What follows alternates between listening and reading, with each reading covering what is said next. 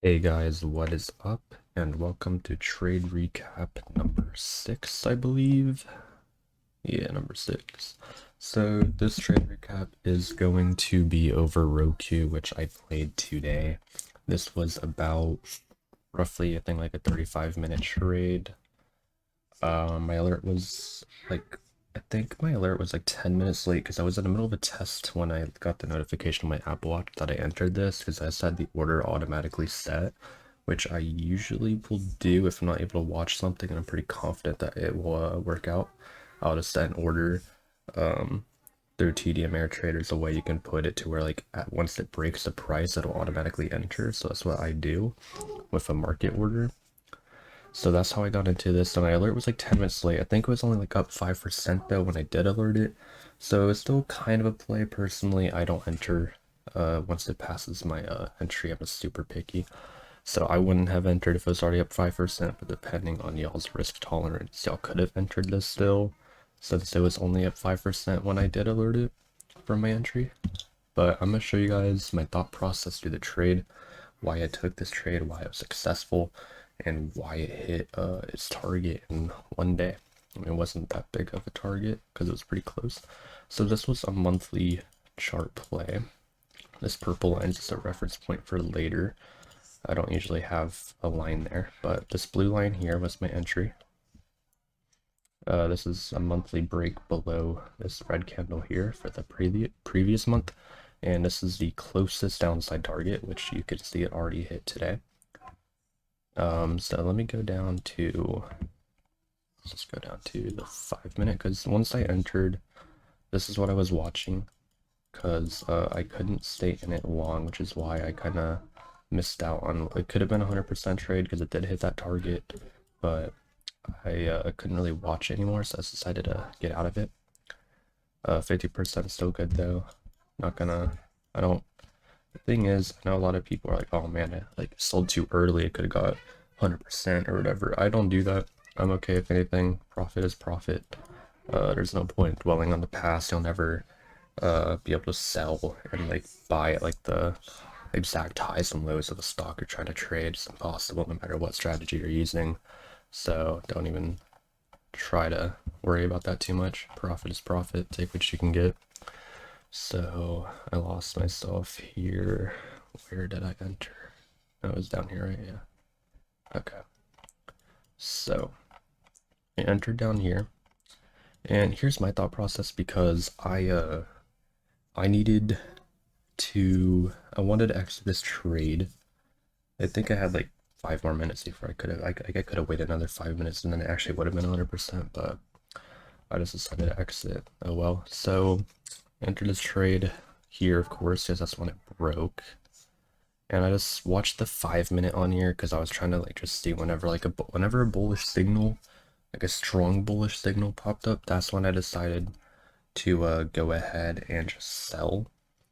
Even though it is on the lower time frame and it was a monthly breakout, so like a bullish signal on this time frame isn't that significant.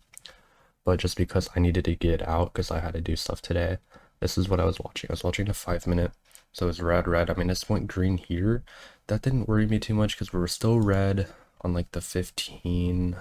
I'm not gonna worry about showing that, but we were still red on like on every other time frame. So this didn't scare me. And then as you can see, we go straight back down, down, red. It like pretty much broke below each one immediately. So it was a pretty good trade. Not much stress on it. And on the Discord, in the market chat, I said a break below 81.74 would be deadly. The reason I said this prediction was completely accurate. The second it broke, I mean, it just went straight down. I mean, perfect prediction there. The reason I said this is because we're already red on the monthly and every other time frame. And that is when the new hour started. I can find myself here. Need to go up. Right, yeah. Okay. So that is when the new hour started, right here. And as you can see, we were kind of like, we were barely inside. We were just hovering over there for like the first like 5 minutes of the new hour. And then boom, we dropped right down. And that is when we hit our target in this hour. Of course, I sold before we hit the target. But then as soon as we hit the target, it did end up bouncing up at the end of the day a little bit. closer to the entry point again. That doesn't matter, because if it hit the target, I would have been all out regardless on this one, more than likely.